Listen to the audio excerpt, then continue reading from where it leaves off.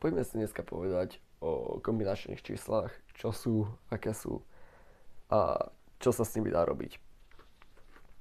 Predstavme si, že máme nejakých 5 predmetov A, B, C, D, E.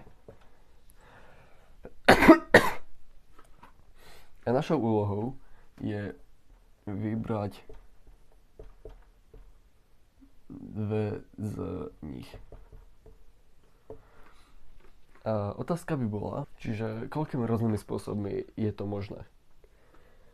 Takže, keď tu máme 5 predmetov, tak napríklad ED môžeme vybrať EC, EB, EA, DE, DC, DB, DA a tak ďalej a tak ďalej.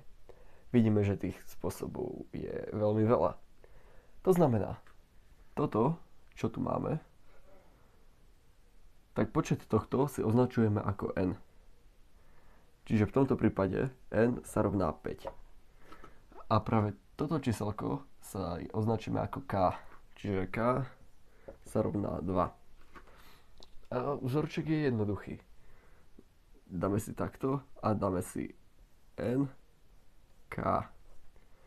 Keby to máme prečítať tak správne matematicky, tak hovoríme, že n nad k, čo by sme v tomto prípade mali 5 nad 2. Ale poďme sa pozrieť ešte na všeobecný vzorec.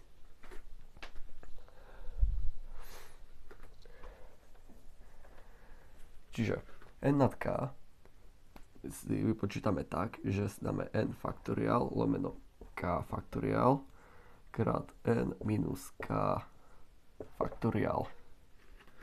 A poďme si to pozrieť na tomto príklade. 5 nad 2 mi sa rovnalo 5 faktoriál lomeno 2 faktoriál krát 5 minus 2 je 3, čiže krát 3 faktoriál. To znamená, teraz mali by sme 5 krát 4 krát 3 faktoriál, čiže by sme mali akoby 20 lomeno 2 faktoriál, čo by sa rovnalo 10. A teraz tu prichádza jeden veľmi dobrý trik. Keď sa pozrieme, tak 5 nad 2 pri tejto metóde dokážeme perfektne využiť Pascalov trojuholník. 5 nad 2, keď sa pozrieme do Pascalovho trojuholníka, tak je 10. Pozri sa, kde je desiatka v Pascalovom trojuholníku. Presne tak. To znamená, že si to môžeme predstaviť pod Pascalovým trojuholníkom a urobí nám to mnohonásobne jednoduchšie. Ak nevieš, o čom hovorím, v bio mám odkaz na moju stránku a tam sú rôzne vizualizácie. Mám tam vizualizáciu aj tohoto kombinačného čísla a tiež tam mám vizualizáciu aj práve Pascalovho trojuholníka. To by bolo z mojej strany všetko. Ďakujem za pozornosť.